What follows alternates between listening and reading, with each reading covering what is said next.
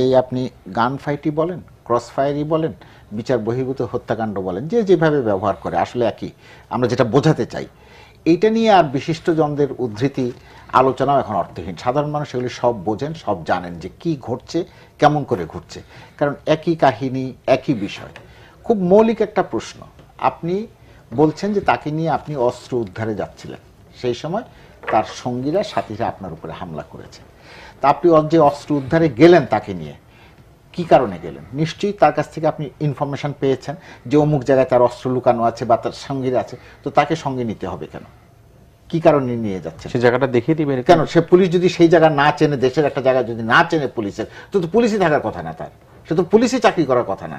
তাকে যদি পুলিশকে যদি বলা হয় যে কাঁঠাল বাগানের অত নম্বর রাস্তার অত নম্বর বাড়িতে তুমি যাও, সে যদি বলে যে না আপনাকে আমার সঙ্গে নিয়ে যেতে হবে, তাহলে অন্য একটু কারণে যায়, কারণ আর্মস কেসটা আবার এস্টাবলিশ করা যাবে না যদি তার উপস্থিতিতে উদ্ধার করা না হয়। না, আইনগত ব্যাখ্যাটা হলো না, তো তার মানে সেটা ফল্টি, কারণ আপনি আর্মস কেস তার উপস্থিতি, আর্মস কেস তো এখন রাস্তা দিয়ে আপনি যাচ্ছি বা আমি যাচ্ছি, আমার হাতে একটা পুলিশ ধরাই দিয়ে বলতে পারে যে এই যে আপনার কাছে বেআইনি অস্ত্র পাওয়া গেছে, আপনার পকেটের মধ্যে একটা ইয়াবা দিয়ে বলতে পারে যে আপনার কাছে বেআইনি ড্রাগস পাওয়া গেছে।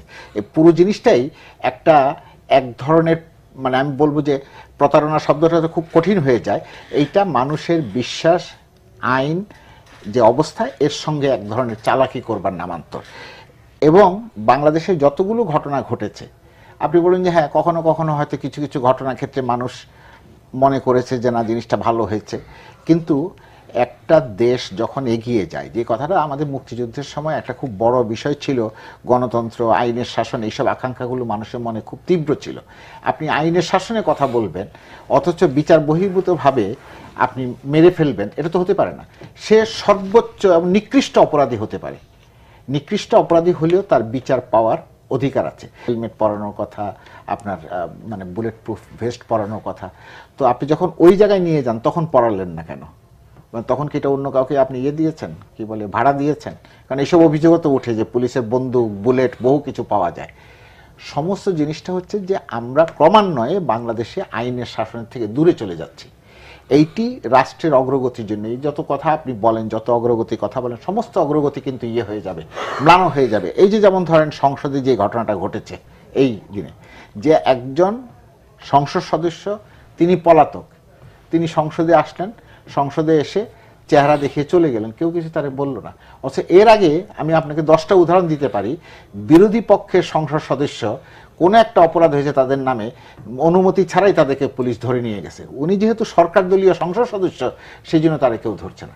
তো আপনি যখন এইটা দেখবেন তখন দেশের মানুষের আইনের প্রতি কোনো রকমের কোনো শ্রদ্ধা থাকবে না। এই যে গতকালকেও আপনার একটা ঘটনা ঘটেছে, এই যে বন্দুকযুদ্ধে মারা গেছে।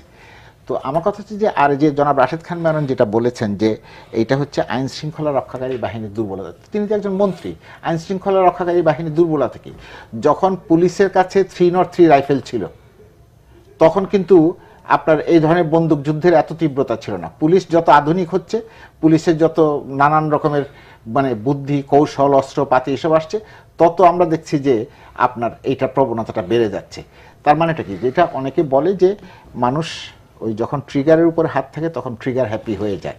এইটা এখন এটার সঙ্গে ওই প্রশ্নটা কিন্তু খুব গুরুত্বপূর্ণ প্রশ্ন, যে আপনি কাউকে আড়াল করবার জন্যে, কারণ যিনি অপরাধী তিনি যদি সত্যি সত্যি অপরাধ করে থাকেন তাহলে তিনি নিশ্চয়ই কিছু জানেন। তো তিনি যদি জেনে থাকেন তাহলে সেই সব তথ্য যদি স্পর্শকাতর হয় বা সেই সব তথ্য যদি কারো বিরুদ্ধে যায়, তখন তো সেই তথ্য চাপা দিতে হয়। পৃথিবীতে এই ধরনের উদাহরণ একটা না, অসংখ্য আছে।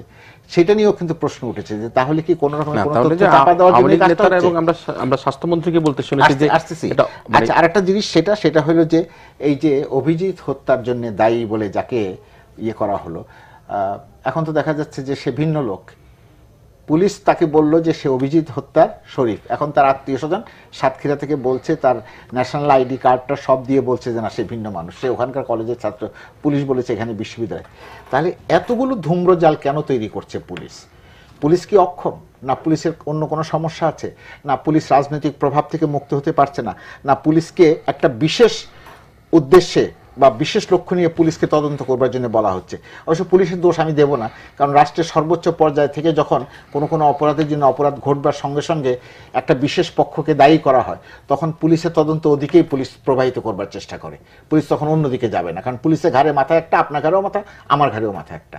বিভিন্ন ইয়েতে টেলিভিশনের বদলতে অনেকেই ঘুরিয়ে ফিরিয়ে ক্রসফায়ারকে সমর্থন করেন বলেন। তো আমি শুধু সেই দিনের অপেক্ষায় আছি, যদি দিন বদলে যায়, বদলে গেলে তখন যদি আবার ক্রসফায়ার, আশা করব ক্রসফায়ার থাকবে না, ঘটলে এরা আজকে যারা ঘুরিয়ে ফিরে সমর্থন করছেন তারা কি ভাষায়, কত তীব্র ভাষায় এই ক্রসফায়ারের সমালোচনা করবেন সেটা দেখার জন্য আমি না, এটাকে